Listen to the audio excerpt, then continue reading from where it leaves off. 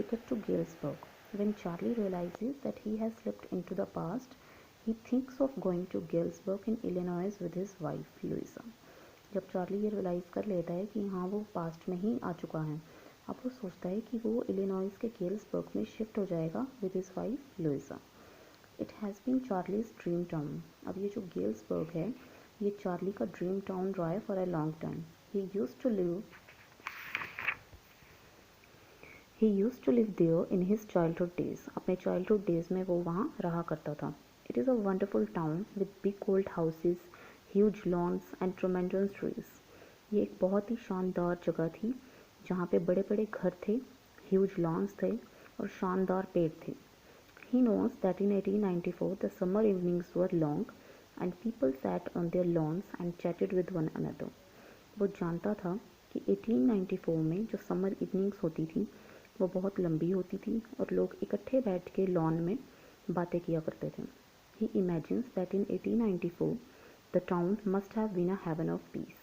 अब वो इमेजिन करता है कि 1894 में जो टाउन था वो ज़रूर पीस का हेवन रहा होगा, यानी शांति का स्वर्ग होगा. He goes to the ticket counter to buy 2 tickets for Galesburg.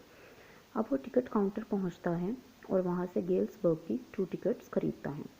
He offers the fare in the modern currency notes. अब उसके पास तो जो करेंसी होगी वो वही देगा ना, तो वो ओल्ड टाइम में है बट वो मॉडर्न करेंसी देता है. फेयर की फॉर्म में वो क्या देता है, modern currency. The booking clerk looks at the notes and thinks that these are fake. अब जब बुकिंग क्लर्क उस करेंसी को देखता है, उस नोट्स को देखता है, वो सोचता है कि ये तो फेक है, ये नकली हैं. He threatens to get Charlie arrested. वो उसको डराता है, धमकाता है कि वो उसको अरेस्ट करवा देगा. Charlie rushes away from there and comes back to the present. अब चार्ली वहाँ से भागता है और प्रेजेंट में वापस आ जाता है. Charlie consults the psychiatrist. When Charlie talks to his psychiatrist friend about the third level, he is not ready to accept that the third level could actually exist. जब चार्ली अपने साइकेट्रिस्ट फ्रेंड को third level के बारे में बताता है तो वो रेडी नहीं होता एक्सेप्ट करने के लिए कि थर्ड लेवल की कोई एग्जिस्टेंस है. He thinks third level is only imaginary and a medium of escape from the worries and tensions of life. उसका साइकेट्रिस्ट फ्रेंड ये सोचता है कि थर्ड लेवल सिर्फ एक इमेजिनरी प्लेस है. किस चीज़ का, लाइफ की वरीज और टेंशन से एस्केप करने का. He thinks that Charlie has been daydreaming. वो सोचता है कि चार्ली दिन में सपने देखने लगा है. In order to prove his point, his means psychiatrist friend. In order to prove his point, he says Charlie's stamp collection is a way of escape from reality. अपने पॉइंट को प्रूव करने के लिए उसका साइकेट्रिस्ट फ्रेंड कहता है कि Charlie की जो स्टैम्प कलेक्शन है वो रियलिटी से एस्केप करने का एक वे है. But Charlie does not agree with him. But Charlie उसकी इस बात से एग्री नहीं होता. He is sure about the third level and is determined to get back to Galesburg in year 1894. लेकिन जो चार्ली है वो थर्ड लेवल के लिए बहुत श्योर होता है कि हाँ ये वो एग्जिस्ट करता है और डिटरमाइंड होता है कि वो गेल्सबर्ग जाकर रहेगा 1894 के ईयर में. Charlie second visit. The next day Charlie goes to an old currency dealer and buys 200 old dollars paying $300 for it. अब नेक्स्ट डे चार्ली क्या करता है, वो एक ओल्ड करेंसी डीलर के पास जाता है और उससे 200 ओल्ड डॉलर्स जो होते हैं, यानी कि उस टाइम की 1894 की जो करेंसी होती है वो परचेज़ कर लेता है. कितने पैसे देके, $300 देकर. But he can never find the third level again दो ही ट्राइज हार्ड. लेकिन वो कभी भी थर्ड लेवल को दोबारा ढूंढ नहीं पाता, हालांकि वो इसके लिए बहुत ज़्यादा कोशिश करता है. Then he revert his attention to his stamp collection. अब दोबारा से अपनी अटेंशन को वो स्टैम्प कलेक्शन की ओर लगाता है. Meanwhile one of his friends Sam Vino disappear, nobody knows where he is. इसी बीच उसको पता चलता है कि उसका जो फ्रेंड है सैम वीनो वो गायब हो चुका है. उसका कोई अता पता नहीं है एंड कोई नहीं जानता कि वो कहाँ गया है. First day cover. One day Charlie was going through his stamp collection. एक दिन चार्ली अपनी स्टैम्प कलेक्शन को देख रहा था. He finds an old first day cover. तभी उसे दिखता है फर्स्ट डे कवर जो बहुत पुराना था. अब क्या होता है ये first day cover. There is a practice among stamp collector that when a new ticket is issued they buy some tickets. वो कहते हैं कि फर्स्ट डे कवर एक तरह की प्रैक्टिस होती है। स्टैम्प कलेक्टर्स जो होते हैं वो इस प्रैक्टिस को करते हैं। क्या करते हैं वो कि जब भी कोई न्यू टिकट आती है, इशू होती है न्यू टिकट, वो उस टिकट को बाय कर लेते हैं और फिर then they use these tickets to mail envelopes to themselves on the first day of the sale. फिर वो क्या करते हैं कि इन टिकट्स को एक एनवलप के ऊपर लगाते हैं।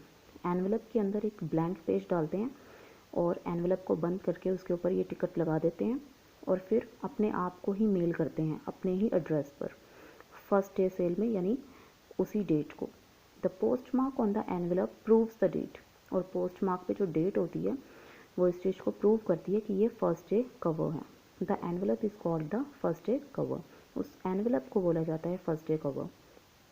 दीज आर नेवर ओपनड, इन फर्स्ट डे कवर को कभी ओपन नहीं किया जाता क्योंकि हर कोई जानता है कि इसके अंदर एक ब्लैंक पेज है।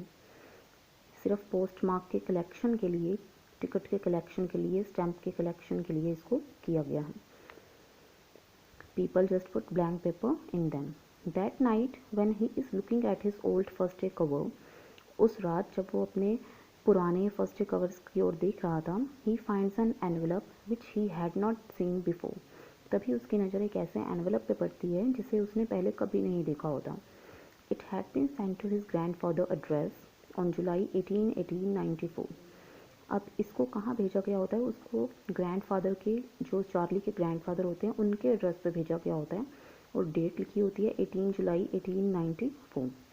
The post mark prove this fact. अब जो पोस्ट मार्क होता है एनवलप के ऊपर, वो इस फैक्ट को, डेट को प्रूव करता है कि ये उसी डेट को उसी टाइम पे भेजा गया है।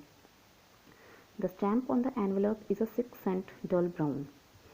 ये जो स्टैम्प है ये उस चीज़ को शो करती है कि उसके ऊपर लिखा होता है 6 सेंट और उसका कलर होता है dull brown. You can use Google to check how it looks. Charlie opens the envelope. अब चार्ली एनवलप को ओपन करता है। Inside there is not a blank piece of paper. अभी हमने क्या पढ़ा था कि फर्स्ट कवर के अंदर जो एनवलप के अंदर जो पेज होता है, पेपर होता है, वो ब्लैंक होता है। बट वो क्या दिखता है कि इस एनवलप के अंदर ब्लैंक पीस ऑफ पेपर नहीं है, उस पर कुछ लिखा है। There is a letter from his friend Sam address to Charlie. अब इस एनवलप के अंदर क्या होता है, एक लेटर होता है जो उसके फ्रेंड सैम ने भेजा है चार्ली के लिए। From the letter Charlie comes to know that Sam has slipped into the past and has reached Galesburg in the year 1894। अब इस लेटर से ये पता चलता है चार्ली को कि उसका जो फ्रेंड था सैम, जो डिसअपियर हो गया था, अभी हमने पढ़ा था, वो पास्ट में चला गया है। और कहाँ चला गया है, 1894 में, 1894 के ईयर में गेल्सबर्ग में, जहाँ चार्ली जाना चाहता था। He urges Charlie to keep trying to find the third level and one day come to Galesburg with his wife। अब वो चार्ली को अर्ज करता है, रिक्वेस्ट करता है कि वो कोशिश करे थर्ड लेवल को फाइंड करने की और अपनी वाइफ के साथ गेल्सबर्ग आ जाए। Sam's escape. Later Charlie comes to know that Sam bought $800 worth of old currency. फिर बाद में चार्ली को पता चलता है कि जो उसका फ्रेंड सैम था, उसने $800 की कीमत की ओल्ड करेंसी को बाय किया था, परचेज किया था। He knows that Sam always wanted to escape from his current profession. वो जानता है कि जो सैम था वो हमेशा से अपने करंट प्रोफेशन से एस्केप करना चाहता था। He doesn't like his profession. Charlie hopes that Sam will be happily settled in Galesburg in the brain business. Charlie उम्मीद करता है कि सैम हैप्पीली सेटल हो जाएगा गेल्सबर्ग में, अपने उसी बिजनेस में, ब्रेन बिजनेस में। In the end Charlie reveals who Sam is. अब अंत में चार्ली रिवील करता है कि सैम कौन है। He is none other than Charlie psychiatrist friend. वो और कोई नहीं, कौन है, चार्ली का साइकेट्रिस्ट फ्रेंड।